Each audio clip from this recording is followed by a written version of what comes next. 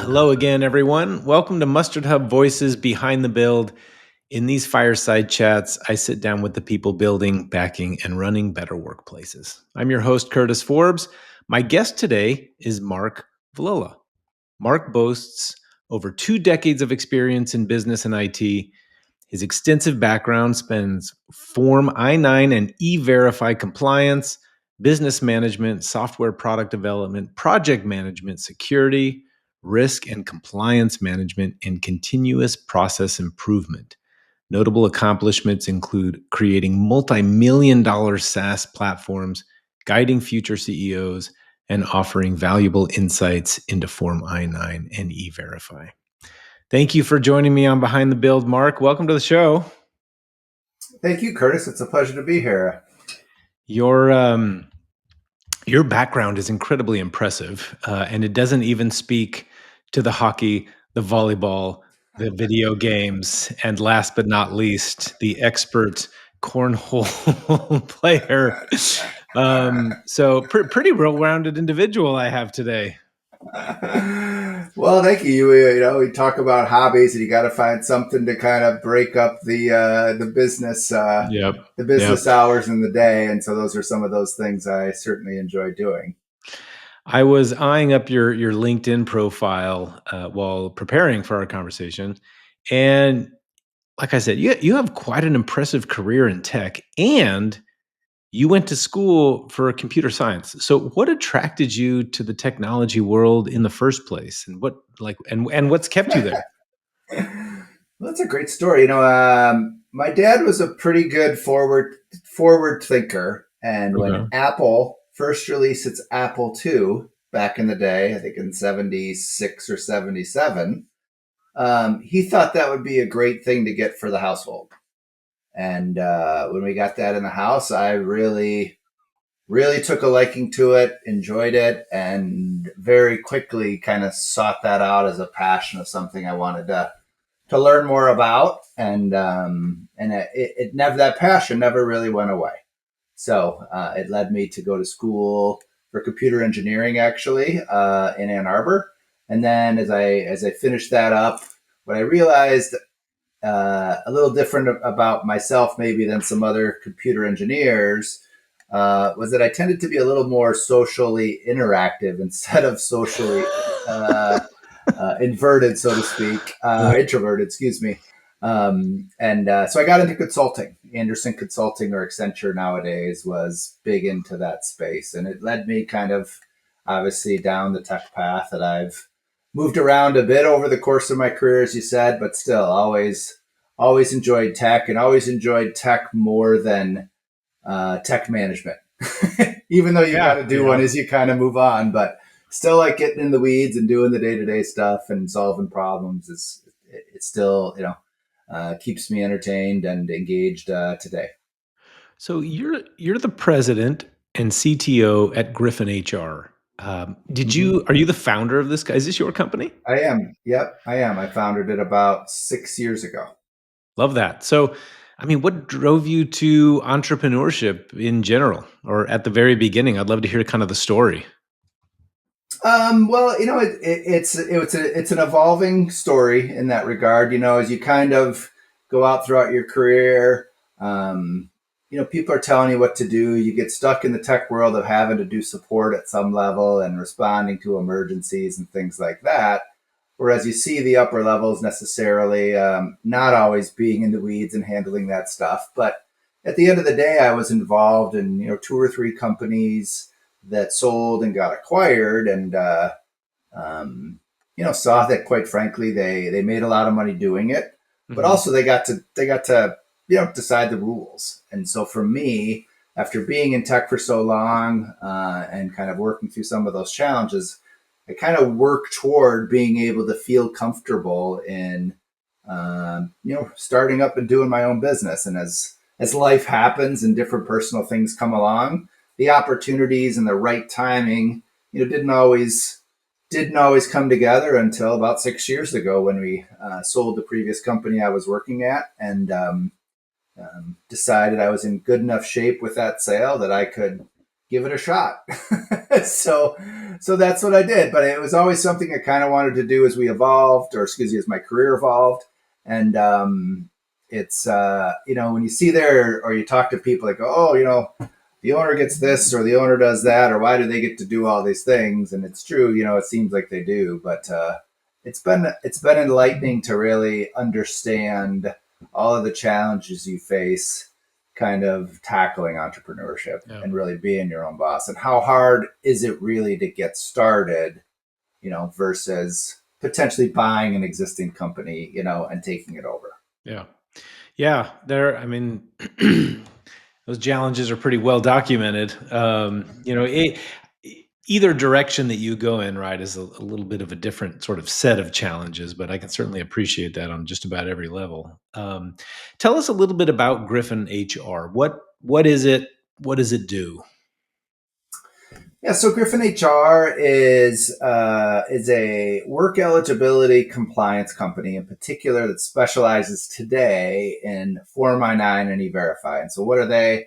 Form I-9, for those folks that may not be as familiar with it, is the form that you fill out when you start a job that says you're authorized to work in this country. So you usually have to present a passport or a driver's license, social card.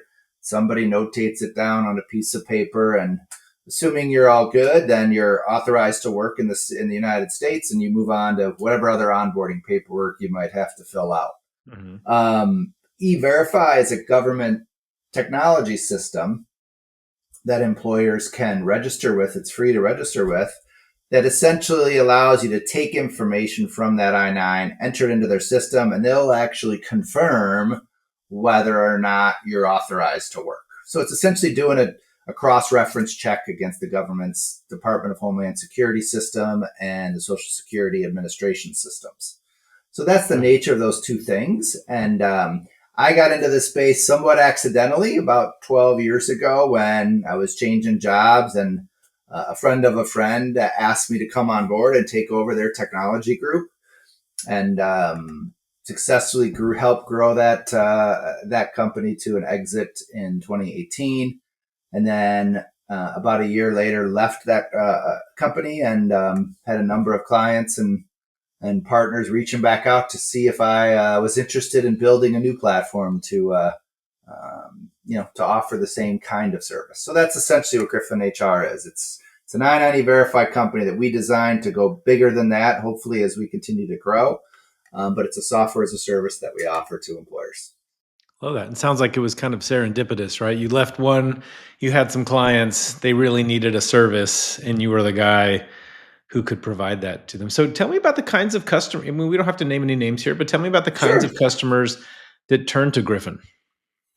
Yeah. So, I mean, really, again, that the service that we're doing when we talk about I-90 Verify, like every employer in the United States has to fill out these forms. Now, it doesn't mean every employer is going to sign up with us, because quite frankly, if you're hiring a few people once in a while, may not make a lot of sense.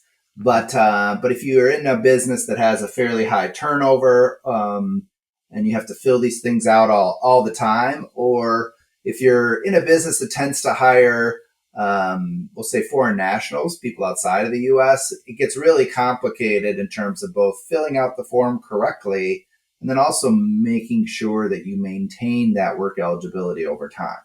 So companies like staffing companies, retail companies, restaurants, some healthcare providers, those are all good I call them direct clients, because we also at Griffin HR resell our service or let other companies white label it as their own.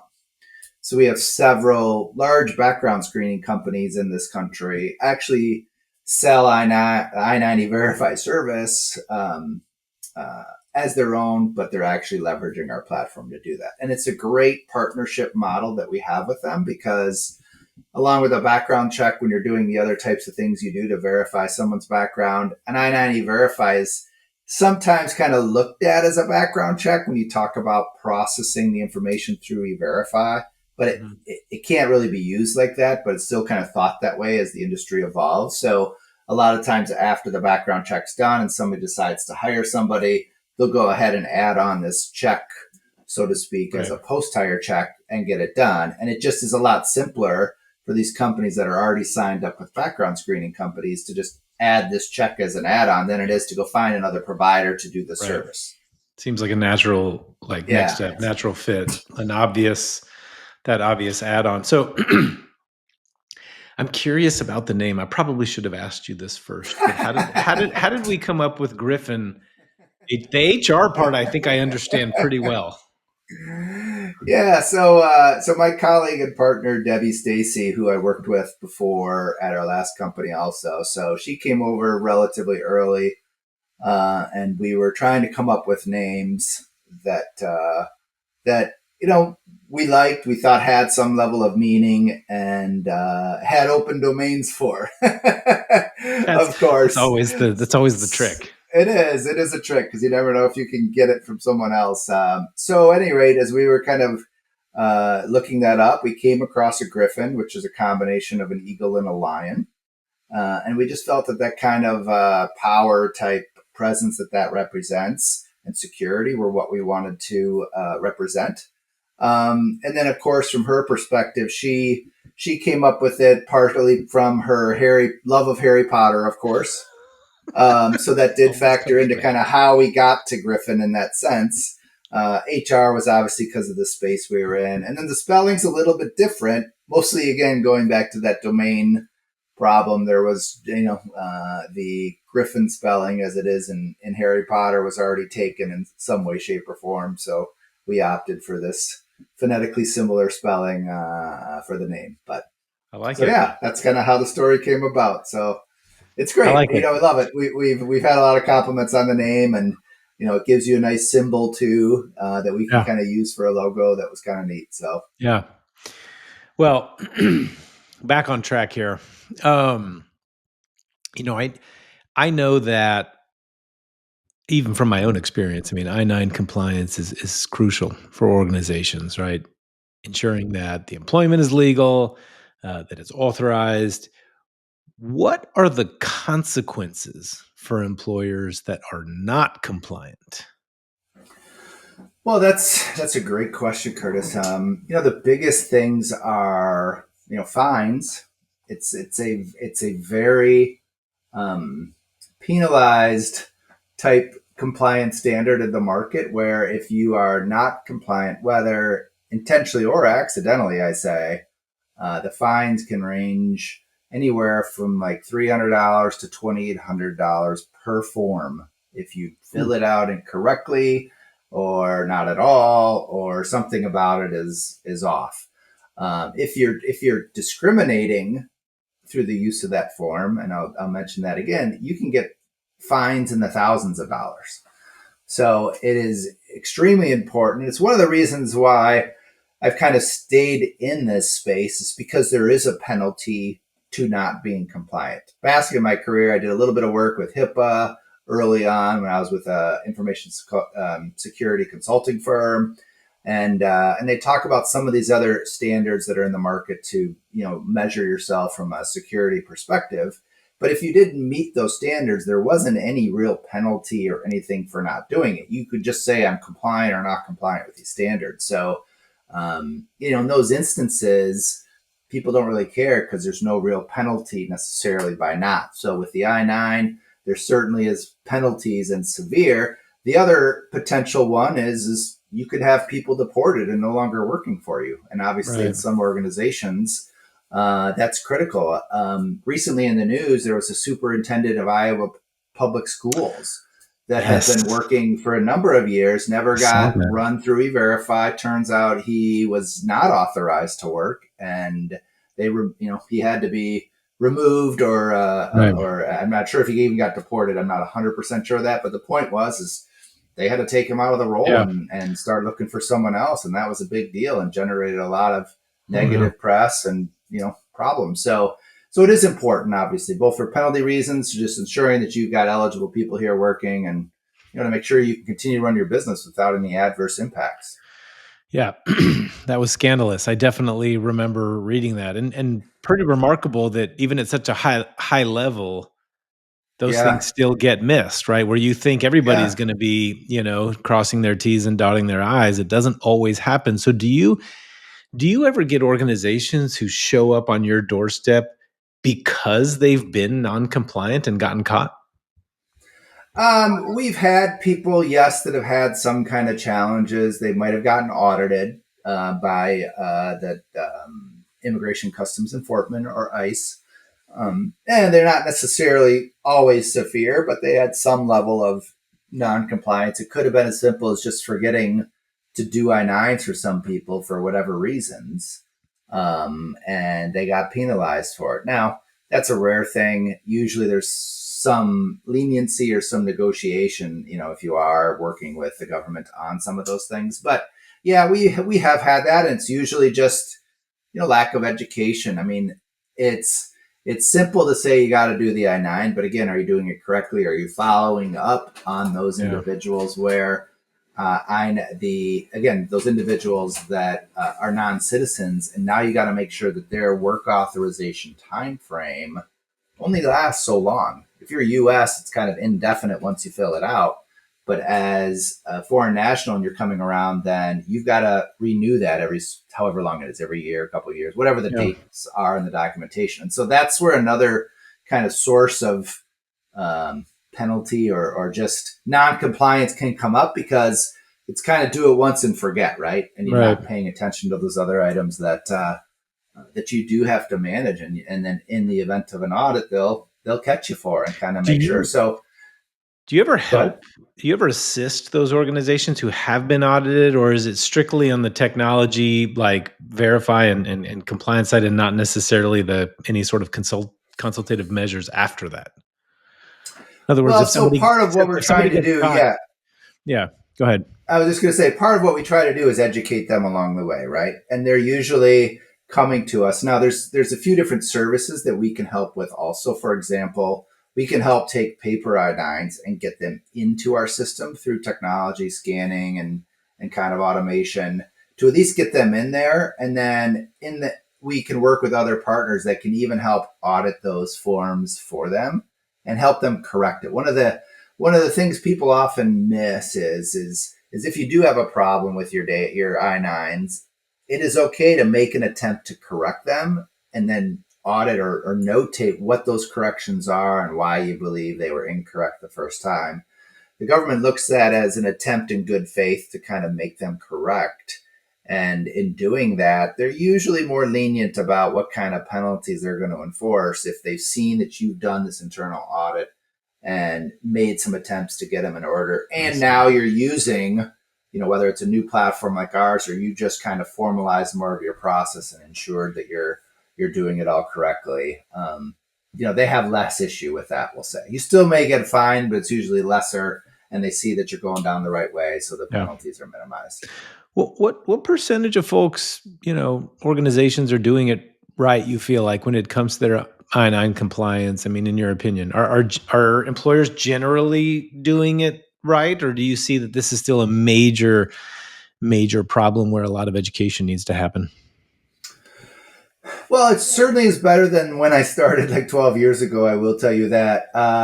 I was working at the Yes. last place I was at, and they actually did, back then, 12 years ago, almost everybody was still doing it on paper.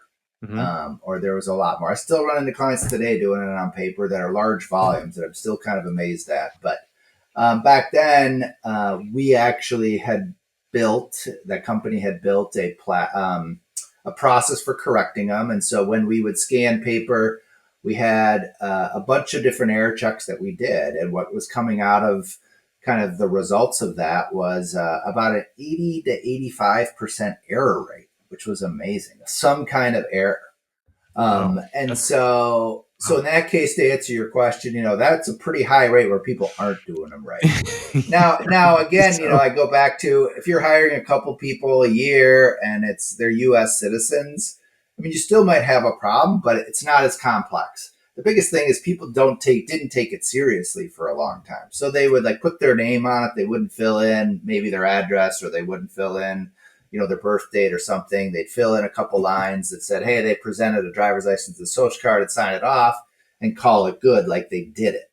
When in fact, you have to document everything on that form and make sure it's done correctly, or they can fine you. Hmm. So I think the rate's higher. It's hard to say how much, honestly. I would say I just look at it. People that are hiring, as I mentioned, some of those things, metrics. If you're hiring foreign nationals regularly, my gut still says that if you're not using a compliance tool to do it, Yeah. a truly I-9 compliance tool, because there's other I-9 components of large HRIS systems that Right. that aren't as robust as a Right. true I-9 compliance tool. They present the form, but they don't help you. They don't help you fill it out. They don't try to fully make sure that you're doing it right.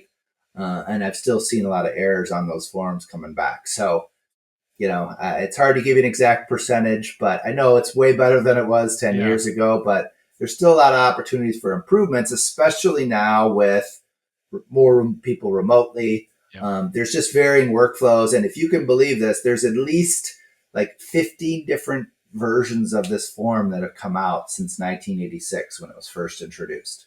It's crazy. It's like Trump changed it this year with just minor changes, whether it's what documents you can present, language on the form, all of these things. And one of the things they may audit for is hey, when were you hired?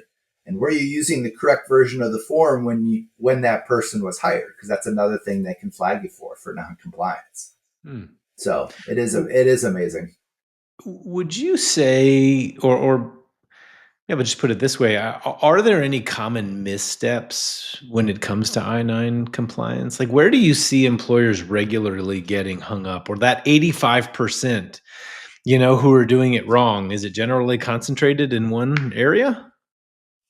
It's generally concentrated, I think, in two areas. Okay. One is just not filling out the form entirely. Again, this is if Really? it's on paper and you're not enforcing it. Yeah, they just skip over little fields for whatever reasons and don't fill it out. And, the employee does the first part and the employer does the second part. So the employee does their part, and on paper, nothing's validating it other than if the employer looks at it. Hmm. And then are they, attesting to it? And in the employer section, it's some level of detail of filling out where you're notating what documents they presented, and you notate it wrong, which sounds Hmm. kind of silly, but they do find you. Like you'll put there's A or B and C documents is kind of how they put it together, and you might write passport in the list C document category. Well, that's not where it's supposed to go. It's supposed Ah, to go in the got it. list A section, Okay. just as an example. So they just fill it out wrong a lot of times. Yeah. And in the electronic world Careless. now, and these simple ones, yeah, same kind of thing. They still may fill it out wrong if they're not enforcing some of these things correctly. Or, if you present a birth certificate, for example, you don't need an expiration date, but then most other documents do need an expiration date. So are you Hmm. filling that in, or are you just skipping over the expiration date and not Yeah. filling it in at all? And there's options to kind of skip it because it's possible scenarios where you don't need it. So it's just Interesting. things like that. Those are the two big things. Just employees don't fill out section one entirely for whatever reasons. And then employers just fill out the documentation part incorrectly. And then there's still the thing, honestly, in the third one, I mention it just because you asked, but like people don't put the hire date. Like you're supposed to put the date of hire. And on Yeah. some of the forms, it's very kind of built into like a paragraph. And so if you Hmm. don't see it, you forget to fill it out. And so again, it's one of those things where we saw so many people where you're not putting in the right date, which the timeline for when you have to do it is based on that date. So without the date, you can't tell if it was done on time or late. So anyway, yeah, there's a lot That's of that's really interesting, and they seem like such unforced errors, right? yeah. But I think a lot of those things really can stem from the fact that some businesses or business owners, I should say, struggle with a lot of technology. I mean, Mm-hmm. it's good that there's platforms like Griffin, to help employers get their act together when it comes to I-9 compliance. And there's a lot of tools that can really benefit, I think, HR professionals in general. Do you feel like most HR teams are pretty tech ready? Would you say that? I think there's a lot of room for education still. Again, as this next generation kind of comes in, they're certainly Hmm. more tech ready, I'll say, than the last generation was at the start, and they've evolved obviously to be tech ready. But I think organizations, certainly smaller ones that don't have the same kind of HR resources, can benefit is Yeah. really leveraging providers, not even strictly Griffin, but organizations like PEOs, professional employment organizations, or services that have like HR. You can sign up as like an Ask HR type of service. You pay a monthly fee, and now you can run any kind of question by these HR folks to kind of help. And they emphasize ensuring you are compliant, right? Are Yeah. you doing the things? Not that they're auditing and doing that, but they're saying, hey, are you doing this? And are you doing this? And they oftentimes have solutions or technologies that they recommend to kind of help address those things. I think that's really where the gap is for certainly smaller organizations, but even Hmm. larger ones. There's a lot of compliance and regulatory requirements that you do have to meet, not just tax related, but just Yeah. compliant related, and obviously dependent on the business that you're in. And it is very challenging to kind of focus on your business and still have all of these other things you got to be make sure you're doing. And so that's where I think some of these services that have come up, that are just like managed subscriptions, like software almost, Yeah. are great resources for organizations to take advantage of. I think that they help um, begin to change sort of this culture for HR teams when it comes to technology adoption.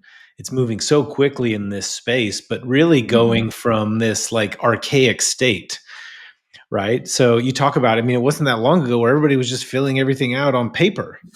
Yeah, Um, exactly.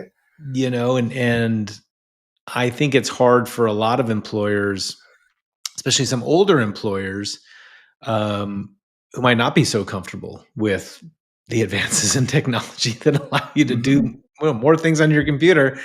Begin making that shift. Um, Sometimes it's a lack of leadership support, right? Sometimes folks just don't know what you talked about, having the resources, right? I mean, without leadership Yeah, support, this kind of change is unlikely to occur, at least not in a it's true. sustainable and consistent way. Um, any thoughts on how to get current leadership on board to train them in this new world of what's available, just to become more comfortable and adept at using technology to solve some of these people problems? Yeah, I think the challenge is, and if as HR leaders you're trying to get, or HR folks, maybe daily operational folks, trying to get leadership to buy in, I think a lot of these providers can provide good, case study ROI type information where you're solving multiple problems at once, right? I think the biggest thing is to prove some ROI in the investment, obviously, Mhm. and things like conversational AI to automate onboarding and some of these other interactions is incredibly, um, incredibly advanced. I've seen a few demos even in the last couple of weeks that I was Yeah. just like, wow. Both in allowing you to get things done quickly, to reduce some of the churn back and forth of following up and activities, right? And I think if you can show that ROI use case to those leaders, then it becomes, yeah, you're actually going to be saving money here, but also in where these tools are combined or partner with somebody else, and you can bring in some of these regulatory compliance related concerns to address as well. Now you're solving multiple problems with that technology, or subset of technologies that really will make leaders perk up, right? I'm saving money, but I'm also reducing my risk. Those are the two big things. Saving money is bigger than reducing risk, oftentimes when you're looking at dollars and cents, but it still is important. Mhm. And if you can do both, and I think yours moves up to the top in terms of priority than just doing one or the other. I mean, people generally tend to be, the biggest cost center for an organization. So, Yes. I think, and it's hard to find opportunities, in that, on that line item to save. Mm-hmm. So that makes a lot of sense. It also tends to be some of where your greatest risk lies. Mm-hmm. Um, so sometimes those things can go together. Talking about leaders and what they're comfortable using. Um, I'm curious. I mean, what kind of things, should tomorrow's leaders begin learning today? It can be in relation to tech or people or both. Are there new roles or demands that the next generation needs to be prepared for? Well, I mean, obviously, the easy answer is AI. It is clearly continues to evolve. It evolves in ways that obviously improve people's productivity and capability, and in some degrees reduces jobs or certainly limits the part of the human interaction that is required for some jobs, right? Hmm. And so that certainly is an area to not ignore.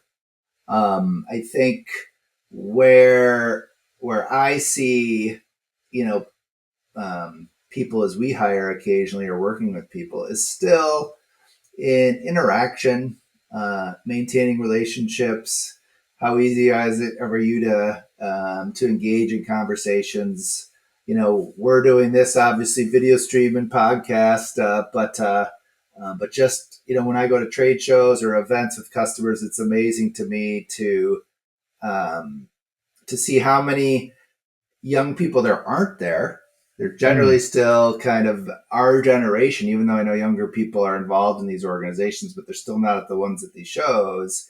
And of the ones that I've had privileges of, kind of talking to, whatever, there still is just a hesitancy. They don't know how to engage in small talk, you could say, or they're Yep. just very, very shy. And I think for people that are starting out or want to get into entrepreneurship, I mean, I will say I built GryphonHR on two things. One, my tech experience, but also my relationships with people. Yeah. They're the ones that are going to really help you get started. Yep. They'll lead on you because you've built some level of trust or engagement with them.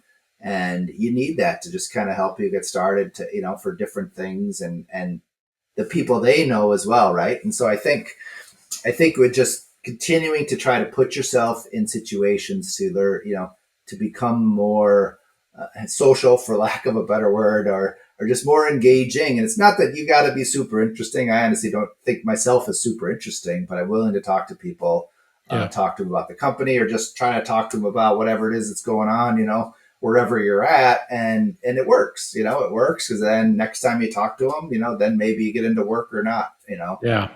But that goes beyond what you asked, but I still think No, that's a critical skill set that it, has to be done and built upon for people as we continue to try to grow and move up in the corporate world.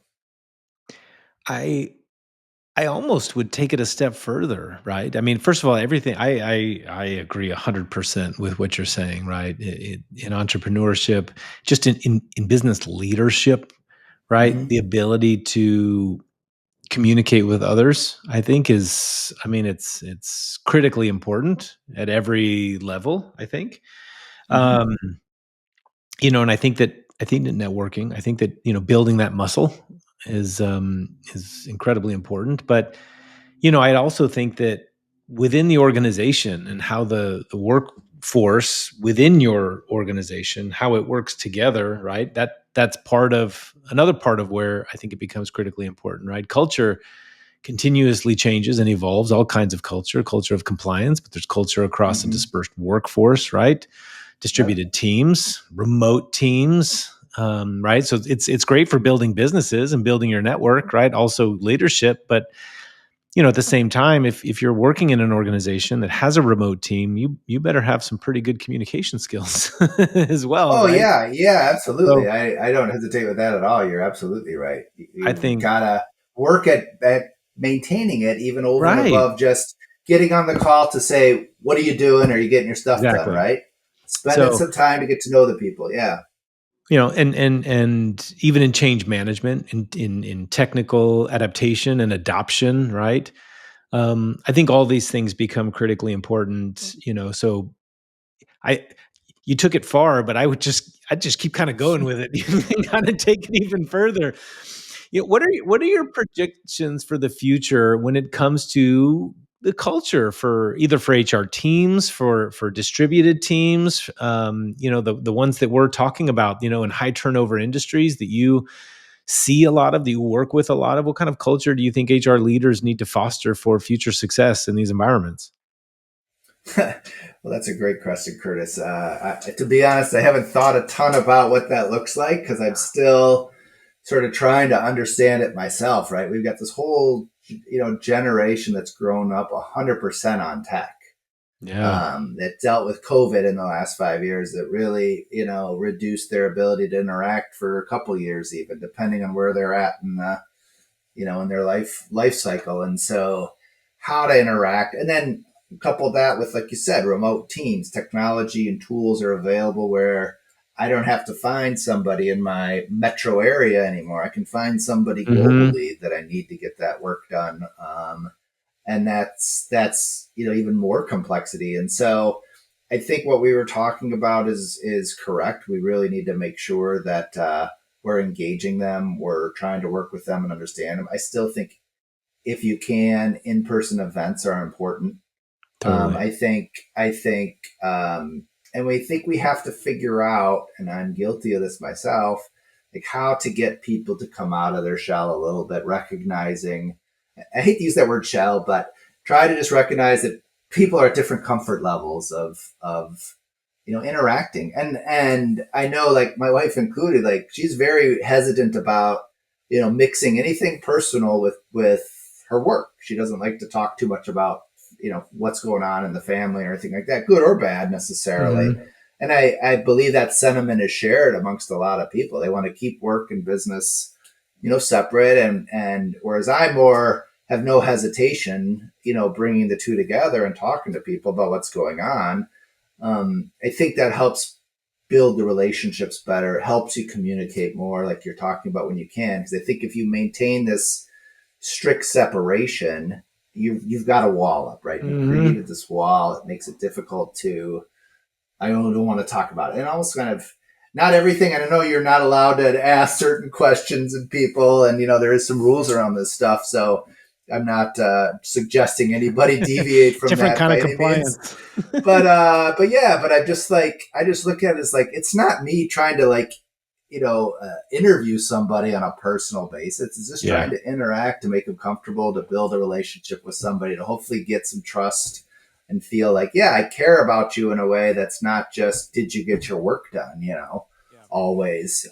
So I don't know. I think I went around your question a little bit, or at least kind of took a different level, but I still think that that's important to I, share and to yeah. communicate more than just what your work status is.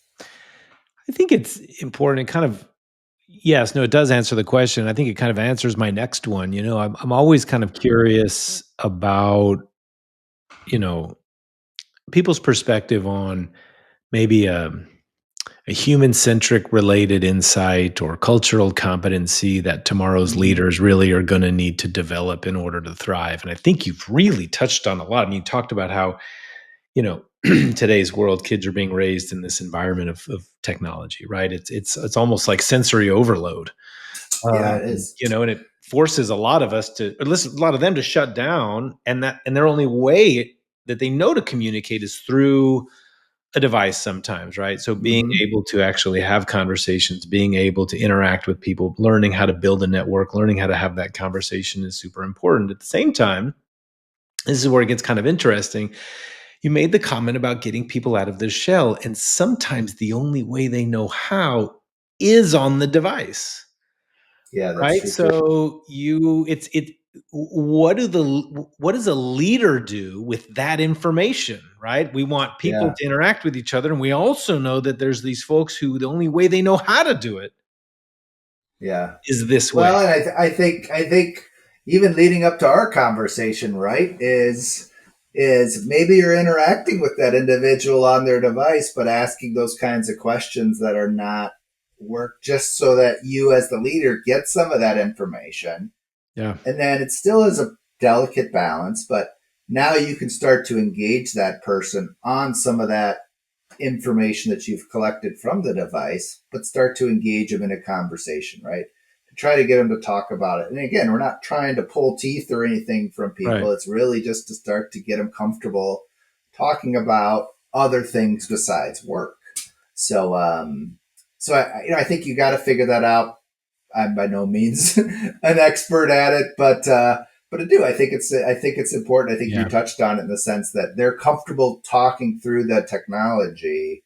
How do you get them to talk out, or else the technology is going to continue to evolve Yep. in ways we obviously don't know, and part of me is scared about that because I'm like, are we just going to be interacting on devices, period, and what does that look like? Could There's be. a little bit of that kind of sits out there that makes you kind of wonder the way things continue to go.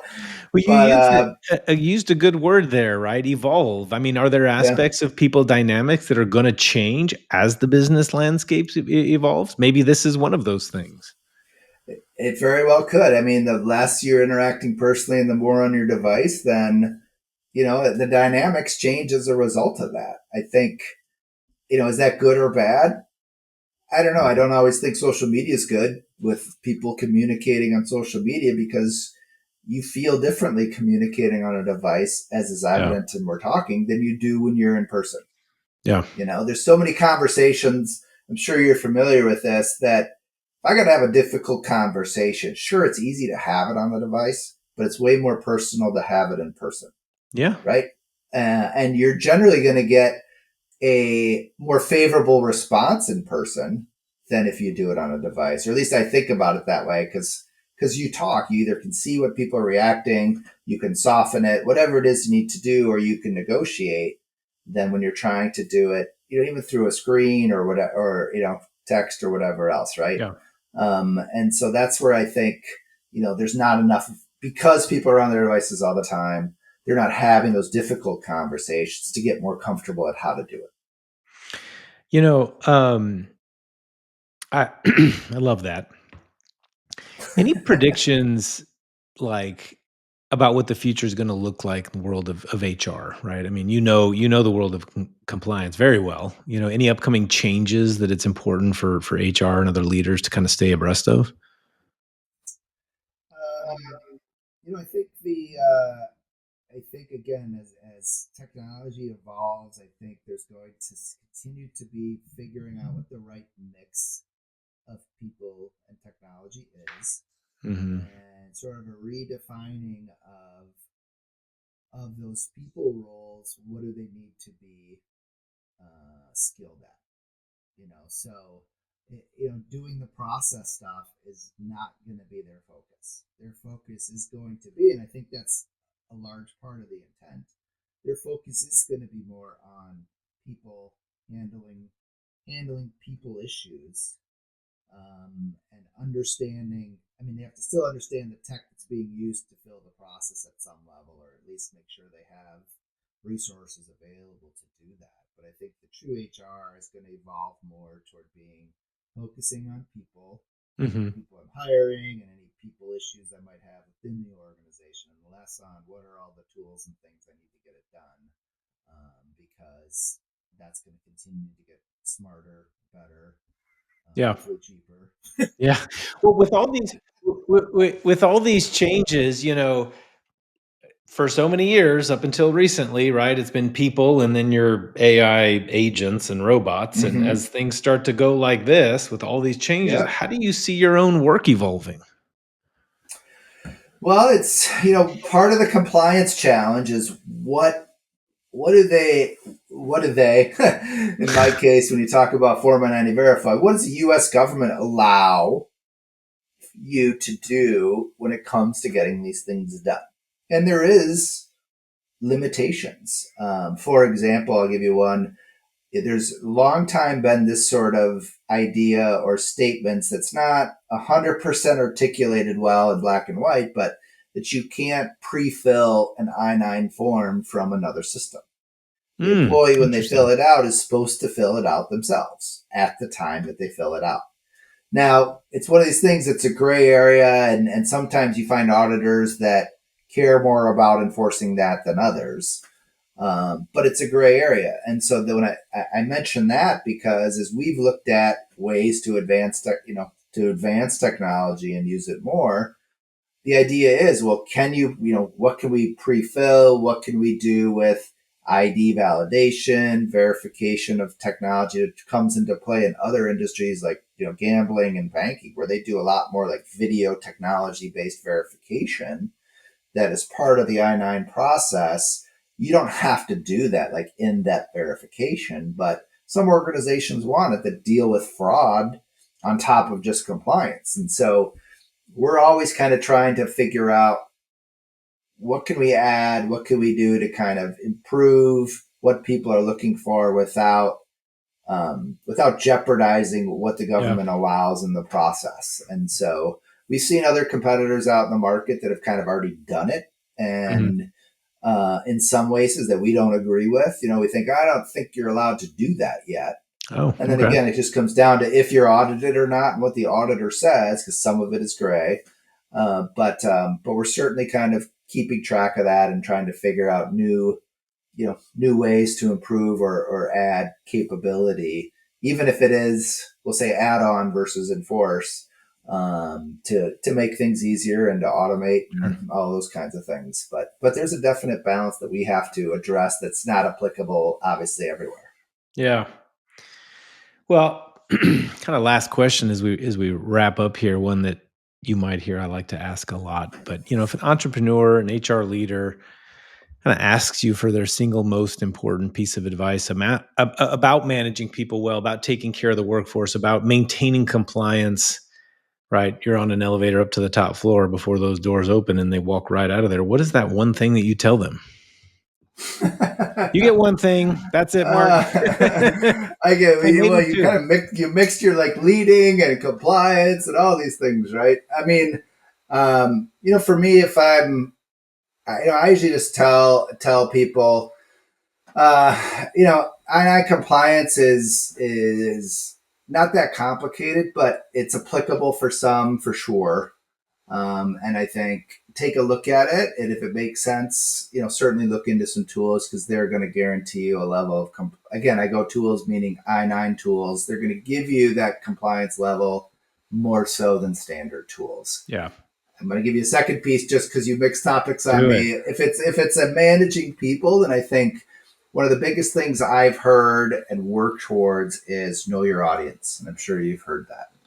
So when you're explaining, whether it's clients, whether it's people in your business, whoever it is, being able to deliver advice, your message, whatever it is, in the right nomenclature, terminology for the person that you're talking to is paramount. And it's one of those things that over the course of my career, many people have said I have a unique ability to explain technology to the CEO and to the low level, resource entry level person coming into the company and the technology person on the back end, right? I can vary my pitch, my explanation appropriately to be able to communicate whatever it is I need to do. So knowing your audience and kind of thinking about that before you speak, not just whatever you're doing, is the other kind of piece of advice I like to impart on people when asked. I think that's an important piece of it. And it's pretty incredible that you have that scope, right? That you have that latitude to be able to go all the way from entry level to senior leadership, and then all the way as deep, on the technology side. So kudos to you, Mark. Mark, I really appreciate all the insights. Thanks for joining me today. Well, it was great. I enjoyed the conversation, Curtis. You challenged me in some of the questions for sure, but I certainly enjoyed it and hope your listeners can take something away from it. This was fun. I liked it. And this was another installment of Mustard Hub Voices Behind the Build. Thanks for joining us. Please like, share this episode, and subscribe while you're at it. Be sure to visit mustardhub.com to learn how we help companies become destinations for workplace happiness and turn culture into a competitive edge. And be sure to sign up to be one of the first to get started with Mustard Hub for free. Until next time.